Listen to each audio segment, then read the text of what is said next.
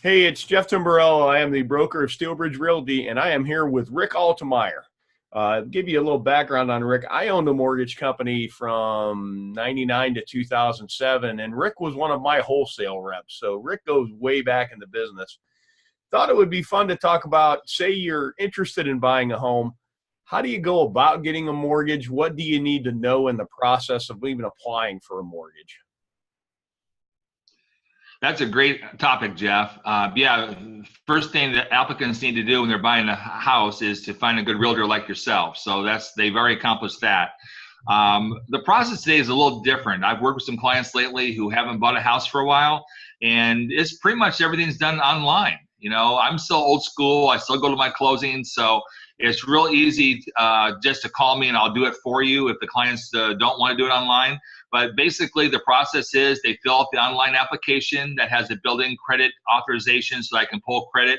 And I actually go ahead and get a pre-approval, and that's what they're going to need, so it would go with the offer. So people don't always understand that when they want to buy a house today and put in an offer, the sellers are looking for that pre-approval letter to go with it. So that's a real important first step, is just get the application process started and to be very open with their lender, okay? Because we're going to find out. The day before closing, we do a Nexus Lexus. We check all the property records. Has there been any new loans? Has there been any new properties purchased? So always be upfront and tell the truth to the lender. The realtor is your friend. The broker, the lender is the guy that's getting you the money. So you got to be completely open and honest with us. So that's really the best thing. The commandments, like thou shalt not finance a car, or thou shalt not get a new credit card, and particularly put anything on it while you're in the application process. Absolutely. The simplest rule is no changes. Don't pay off any old bills. Don't take out any new credit. Don't buy any major purchases. Of course, you can buy food and pay your existing bills, but don't be making extra payments on don't make any kind of credit profile changes at all of more than $100. So if you got a little credit card for $30, you want to pay it off, that's fine. But don't be going making $500, $1,000 payments on your payments during the process, and certainly don't buy any major purchases at all. That's good advice. Yeah, I had when I was in a mortgage business, I had a guy that went out and financed a brand new Hummer, like when they were the new thing. 2 days before closing, thinking nobody would catch it, and even then, they always ran another tri-merge right before they send the funding, part of the quality control. Absolutely. I had that same thing happen to me once. They went out and bought all new patio furniture the weekend before they were closing, and we didn't close. It's just the way it is. So don't make any major purchases. Best rule of thumb. So if you're applying for a mortgage nowadays, how long does it generally take from when you apply to knowing you're pre-approved? Because, everything's automated now. Well, with me, I get it done usually within a day, sometimes same day. I like to see at least a pay stub.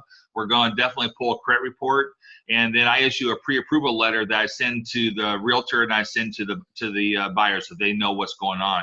But this is an underwriting online approval. So if we meet all the stipulations that are listed, then we should get what's called a commitment, which is actually the proof that we're going to get a loan. And that's actually what the sellers are looking for. And that's part of the contract process that I know you do a great job with, making sure the clients understand that the commitment date is the date that is one of the important key dates in the process. Yeah. How about say you go under contract anymore, and there's a lot of different loan programs and they all have their modalities, but generally, how many days do you need on average to close something? Say we sign the contract today, they're pre-approved. What would be, for people to understand for closing dates? Yeah, 30 to 45 days is a good rule of thumb. I've gotten loans done under 3 weeks before, and I've had loans take a little bit more than 45. To be safe, one of the programs that we help people with that want to kind of improve a property, maybe it's kind of rough, is a 203K. I always ask for 60 days on those because we have to get some invoices from contractors and that sort of thing. But for the most part, roughly 45 days is plenty of time. And the reality is usually 30 days is enough time. All right, Rick, if somebody needed to get in touch with you to get pre-qualified, how would they do that? Well, the cell phone's always on, 239-980-7883. If they prefer to email me, they can find me at raltemeyer, that's RALTEMEYER, at rhfunding.com. And I'm also on Facebook under both Rick and Richard Altemeyer. So that's pretty easy to find. Or they can just call you and you can give them my number. That's okay too. Cool. Thanks, Rick. All right, Jeff. Thanks.